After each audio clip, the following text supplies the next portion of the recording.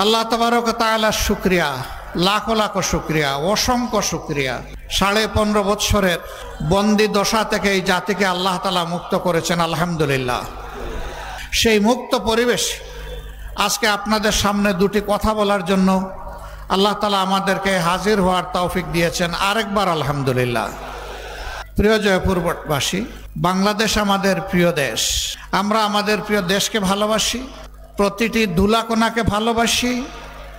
এ দেশের দল মত জাতি ধর্ম নির্বিশেষে সমস্ত মানুষকে ভালোবাসি। আল্লাহ তাআলার মেহেরবানি, আল্লাহ তার অসংখ্য সৃষ্টির মধ্য থেকে আমাদেরকে করেছেন সৃষ্টির সেরা আশরাফুল মখলুকাত।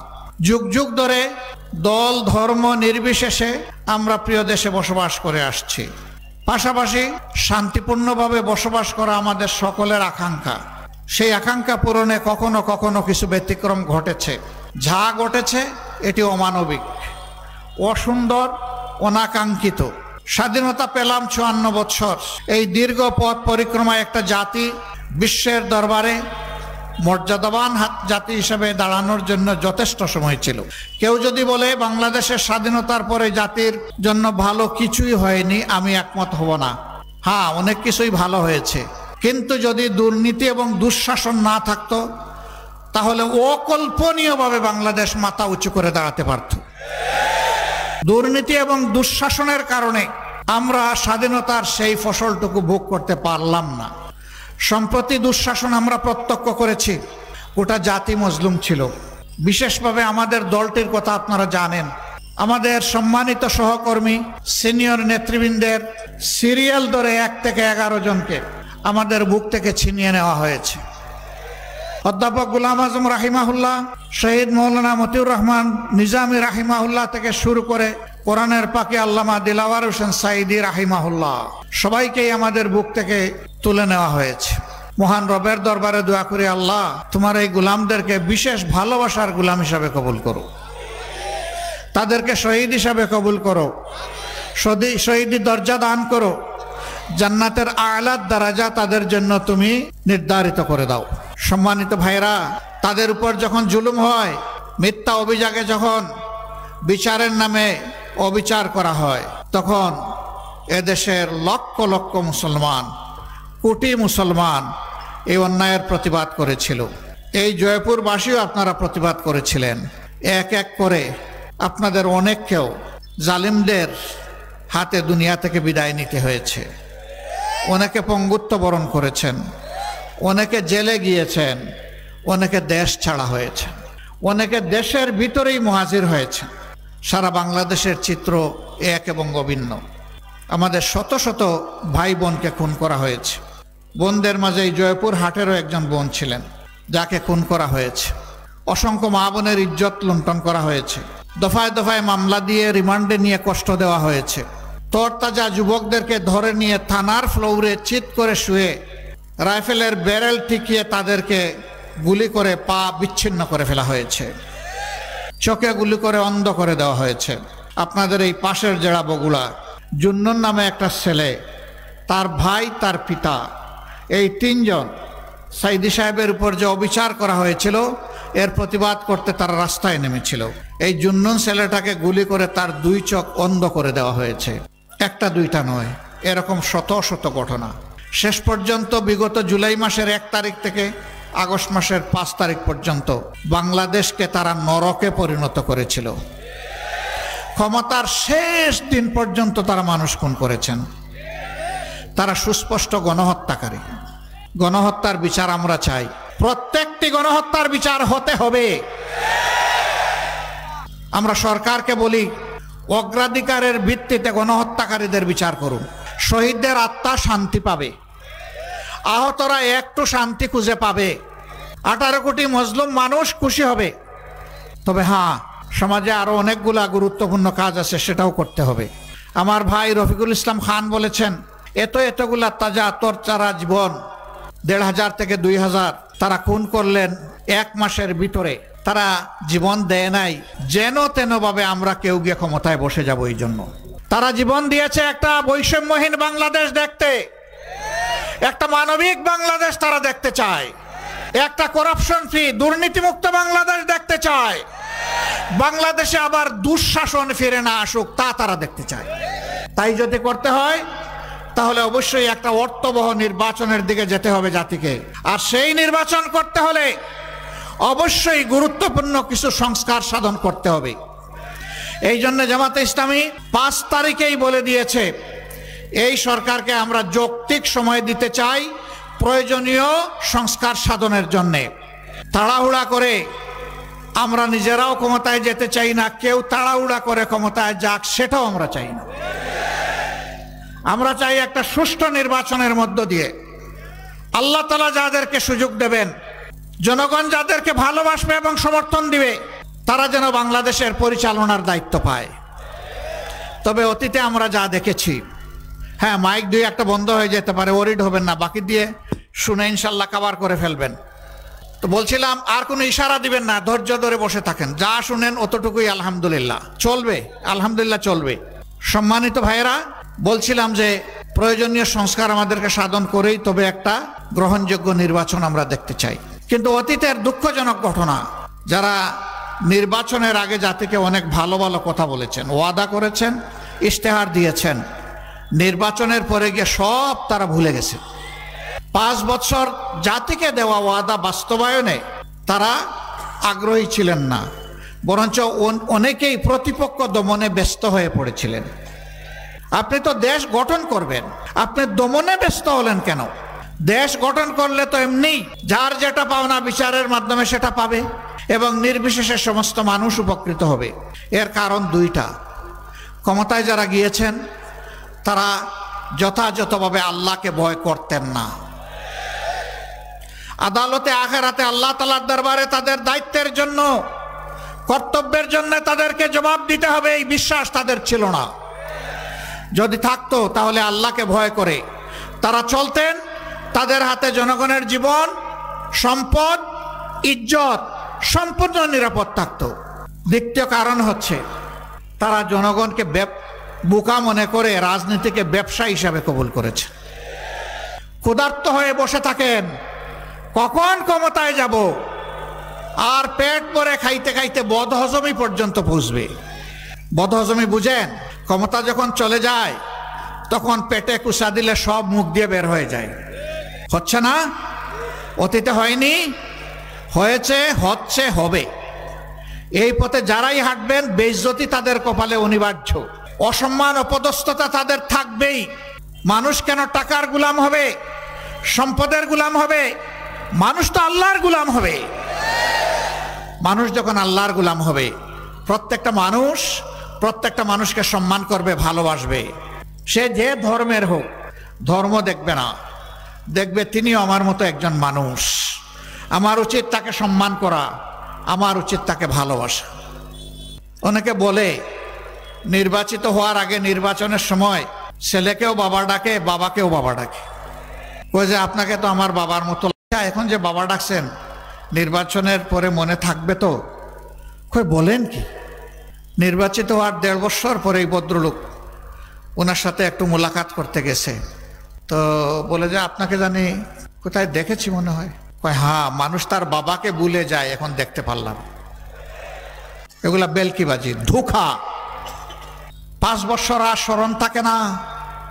স্মরণ থাকে একটা জিনিস, আবার কিভাবে ক্ষমতায় আসতে পারবো। এই জন্যে নির্বাচন হয় 14 সালে, সেখানে মানুষ যায় না। নির্বাচন হয় 18 সালে, সেখানে নিশিরাতের নির্বাচন হয় 24 সালে, সেখানে হয় আমি আর মামু, আমি আর ডামের নির্বাচন। একই দলের মধ্যে প্রতিদ্বন্দ্বিতা। মানুষকে নিয়ে তামসা করা হয়েছে। মানুষের ভোটের অধিকার, ন্যায় বিচার পাওয়ার অধিকার, খাওয়ার অধিকার, বাঁচার অধিকার, সমস্ত অধিকার, শিক্ষার অধিকার, স্বাস্থ্য সেবার অধিকার সব তছনছ করে ফেলা হয়েছে। আমরা সেই অধিকারগুলো দেখতে চাই যে আবার মানুষের অধিকার মানুষের কাছে ফিরে এসেছে। কিভাবে আসবে? অতীতে যারা মানুষের অধিকার লুণ্ঠন করেছে, তাহলে ভবিষ্যতে আবার তাদেরকে ক্ষমতায় আনতে হবে, তাই না? লুণ্ঠনকারীদেরকে আর ক্ষমতায় আনা যাবে না। বর্তমানেও যদি কেউ লুণ্ঠনকারী হয়ে থাকে, তাহলে তাকে কি আরেকবার পরীক্ষা করার দরকার আছে? দরকার নাই।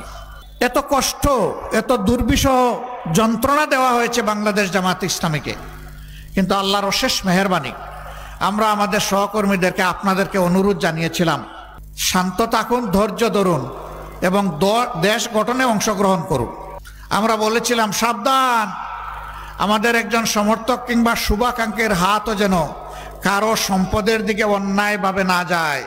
কেউ চাঁদা নেবেন না, কেউ ফুটপাত দখল করবেন না, কেউ কোনো স্ট্যান্ডে গিয়ে দখলদারি দাবি করবেন না। ধন্যবাদ, শুকরিয়া, কৃতজ্ঞতা বাংলাদেশ জামাতে ইসলামীর সাথে সরাসরি সম্পৃক্ত 2,60,00,000 বনি আদমকে, যে তারা আমাদের কথা, আমাদের অনুরোধ তারা রক্ষা করেছেন। সম্মানিত ভাইয়েরা, আমরা একটা মানবিক বাংলাদেশ চাই, আমরা একটা শোষণহীন বৈষম্যমুক্ত বাংলাদেশ চাই, আমরা এর জন্যই দেশে সৎলোকের শাসন চাই। অবশ্যই মানুষ আপনাদেরকে জিজ্ঞেস করবে, আপনারা যদি নির্বাচিত হন তাহলে সৎলোক থাকবেন, তার প্রমাণ কি? দুটা প্রমাণ। একটা 2001 সাল থেকে 6 সাল আমাদের তৎকালীন আমিরে জামাত এবং সেক্রেটারি জেনারেল মন্ত্রী ছিলেন, আজ পর্যন্ত কেউ প্রমাণ করতে পারেনি যে তাদের হাতে 20টা আঙ্গুলে দুর্নীতির কোনো গন্ধ লেগেছে, কেউ বলতে পারেনি। আমাদের 63 জন এমপি ছিলেন বিভিন্ন টার্মে, একই কথা তাদের ব্যাপারে। 2024 সালের 5 আগস্ট আমরা প্রমাণ দিয়েছি যে আমরা আল্লাহকে ভয় করি। আমাদের হাতে কারো সম্পদ ক্ষতিগ্রস্ত হয়নি, লুণ্ঠিত হয়নি, চাঁদা চাইনি, চাঁদা চাইব না। যদি আল্লাহ তাআলার ইচ্ছা হয়, জনগণের ভালোবাসায় জামাতে ইসলামী নির্বাচিত হয়, ইনশাআল্লাহ আমরা দেশের মালিক হব না, আপনাদের সম্পদের মালিক হব না, আমরা হব আপনাদের এবং আপনাদের সম্পদের ইজ্জতের চৌকিদার, পাহারাদার। আমরা পাহারা দিব, আমাদের জনগণ রাতে শান্তিতে ঘুমাবে। আরেকটা কথা ভেরি ক্লিয়ারলি বলতে চাই, ধর্মের কারণে কারো উপর সামান্য কোনো আঘাত আসুক, বৈষম্য হোক, তা আমরা বরদাস্ত করব না। যদি বাংলাদেশে মসজিদ পাহারা দেওয়ার দরকার না হয়, তাহলে ওরকম একটা সরকার কায়েম হলে তখন ইনশাআল্লাহ মন্দির, প্যাগোডা, চার্চ, মঠ কিছুই পাহারা দেওয়ার দরকার হবে না।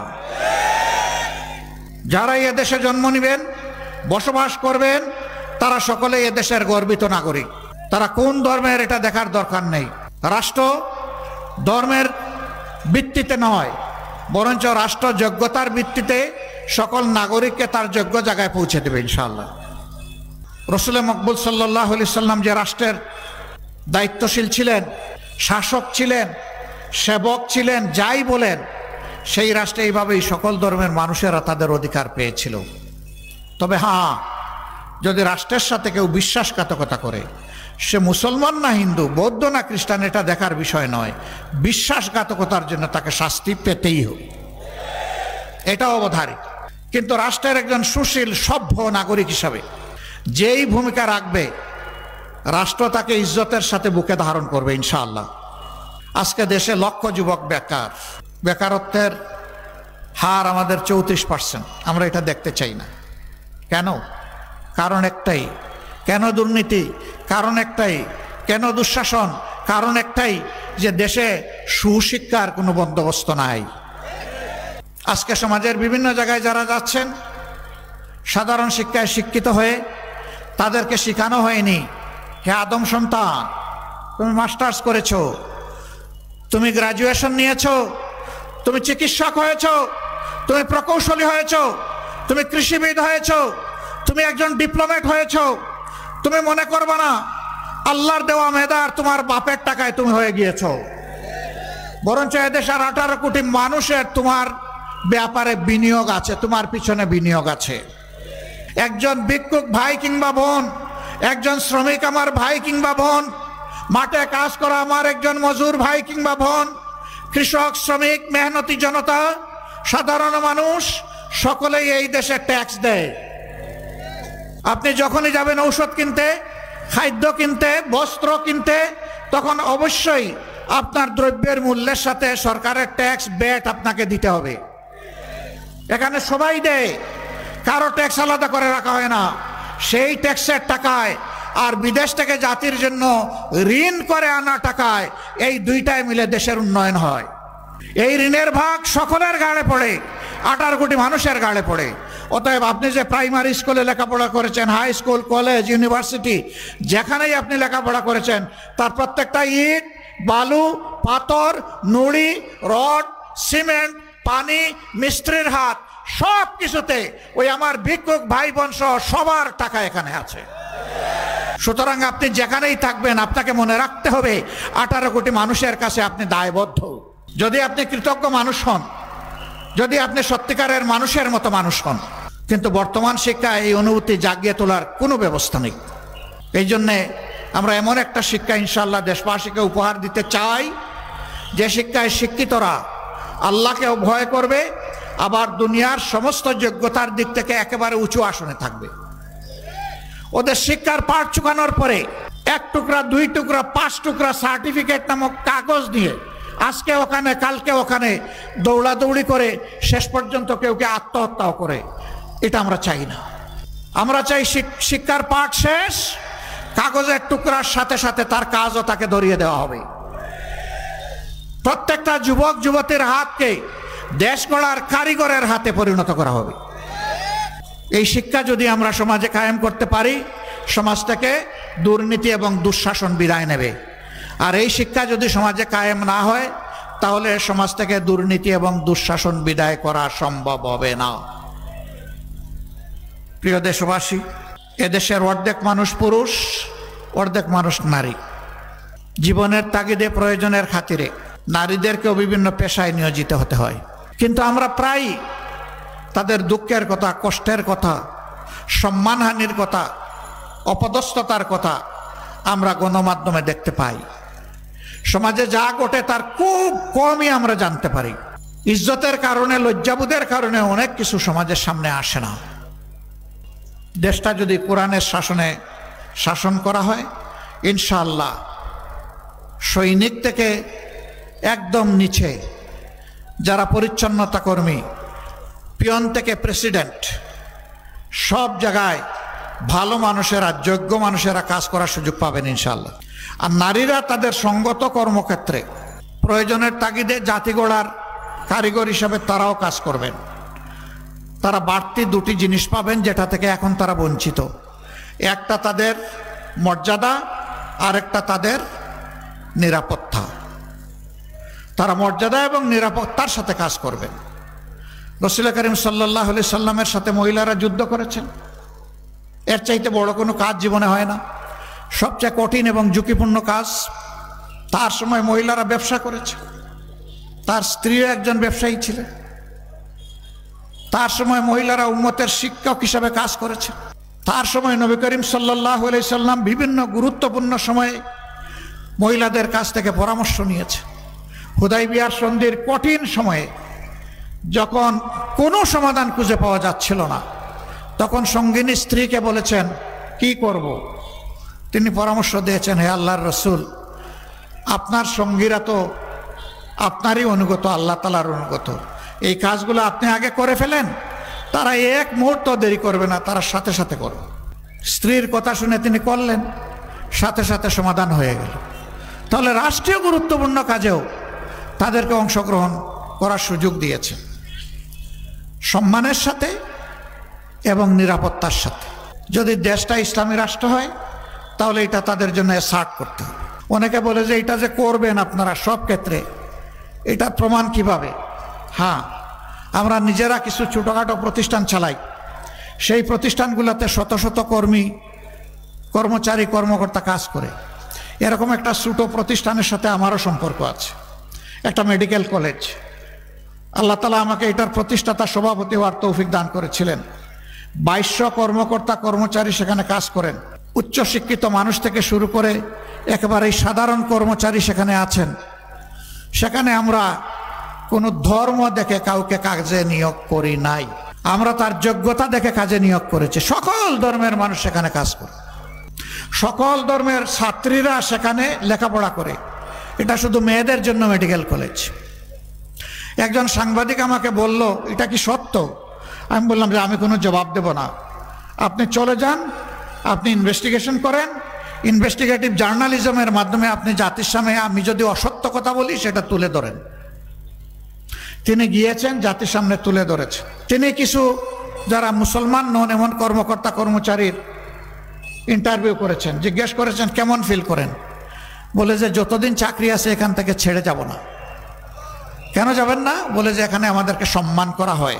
আমি যখন মাঝে মধ্যে যাই, আমি তখন ওখানকার ক্লিনারদেরকে খুঁজে বের করি, পিয়ন গার্ডদেরকে খুঁজে বের করি, আমার ওয়ার্ড বয়দেরকে খুঁজে বের করি, বের করে একটু বুকে জড়ায়ে ধরি। ওদের ঘামটা আমার কাছে আতরের সুগন্ধির মতো লাগে, কারণ এদের ঘামের উপর এই প্রতিষ্ঠান চলে। এরা এই প্রতিষ্ঠানের প্রাণ। এদেরকে যদি আমরা প্রাণ দিয়ে ভালোবাসি, এরাও প্রতিষ্ঠানটাকে, দেশটাকে ভালোবাসবে। এবং এটা তো এমন একটা জায়গা যেখানে মানুষ অসহায় হয়ে সেবা নিতে আসে। সুতরাং এরা যদি ভালো পরিবেশ পায়, ভালো মননশীল হয়ে গড়ে উঠে, এখানে নিতে আসা, সেবা নিতে আসা মানুষগুলো এখানে আরাম পাবে। আমি নিজেকে ধন্য মনে করি এদেরকে বুকে জড়ায়ে ধরে। আমি আরেকটা কারণে জড়ায়ে ধরি, আল্লাহর হাবিব বলেছেন ধনীদের চাইতে গরিবরা 500 বছর আগে আল্লাহর জান্নাতে ঢুকবে। আল্লাহ যদি ওই সময় এদের ফাইলে আমারও মেহরবানি করে ঢুকাই দেয়। এই জন্য আমি তাদেরকে ভালোবাসি। আমি আমার একজন কর্মচারীকে কখনো তার ভুলের জন্য, অপরাধের জন্য আরেকজন কর্মচারীর সামনে বিচার করি না। যদি কোনো নারী কর্মচারী বা কর্মকর্তা এরকম করেন, তাইলে আরেকজন নারী রাখি তার সামনে। কিন্তু পুরুষ হলে একজনই যথেষ্ট। গালি দিয়ে চাবক মেরে শাসন করি না, মাথায় হাত দিয়ে বলি বাবা তোমার কাছে এটা আশা করিনি। মেয়ে হলে বলি মা তোমার কাছে তো এটা আশা করিনি। আমার বিচার বলেন, শাসন বলেন শেষ। শুকুর মাবুদের, আমার যে ভাইটাকে, বোনটাকে, মেয়েটাকে, ছেলেটাকে এরকম শাসন করেছি, জীবনে আর তাদেরকে আমার দ্বিতীয়বার শাসন করার প্রয়োজন হয় নাই। মানুষকে সম্মান দিলে মানুষ এই সম্মানের প্রতিদান দেয়। আমরা এমন একটা সমাজ গঠন করতে চাই যেই সমাজে প্রত্যেকটা মানুষকে সম্মান করবে এবং ভালোবাসবে।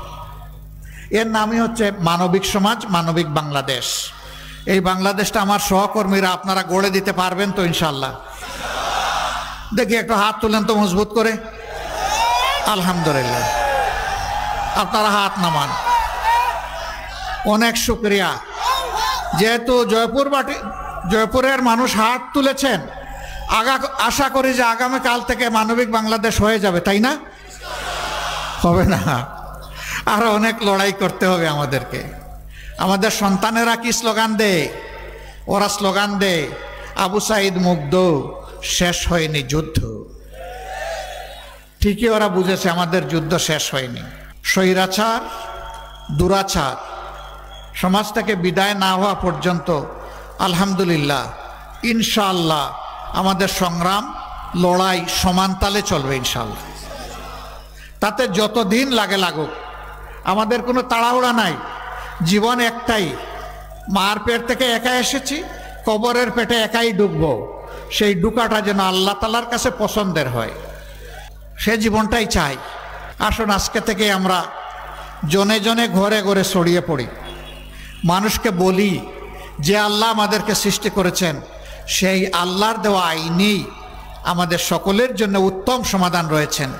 সেই সমাধানের দিকে আমরা যেতে চাই। আপনারাও আমাদের সঙ্গে হন। যারা রাজি হবেন তাদের বলবেন আপনাদের একটুখানি ভালোবাসা চাই, একটু সমর্থন চাই, একটু সহযোগিতা চাই, আপনাদেরকে পাশে চাই, আপনাদের বুকের বিছানায় আমাদের জন্য একটু জায়গা চাই। আপনারা পারবেন তো এই দাওয়াত নিয়ে পৌঁছতে? কোরআনের এই দাওয়াত নিয়ে পৌঁছতে পারবেন? আল্লাহ রাব্বুল আলামিন আপনাদের সকলকে উত্তম হায়াত দান করুন, সুস্বাস্থ্য দান করুন। এই জেলার উপর আল্লাহ তাআলা রহমত নাজিল করুন। আল্লাহ তাআলা শান্তির ফয়সালা দেশবাসীর উপর দান করুন। আগামীতে একটা মানবিক বাংলাদেশ মিলেমিশে, হাতে হাত মিলিয়ে, কাঁধে কাঁধ মিলিয়ে গঠন করার তৌফিক আল্লাহ তাআলা আমাদের দান করুন। আসসালামু আলাইকুম ওয়া রাহমাতুল্লাহি ওয়া বারাকাতুহু। বাংলাদেশ জিন্দাবাদ, বাংলাদেশ জামাতে ইসলামী জিন্দাবাদ।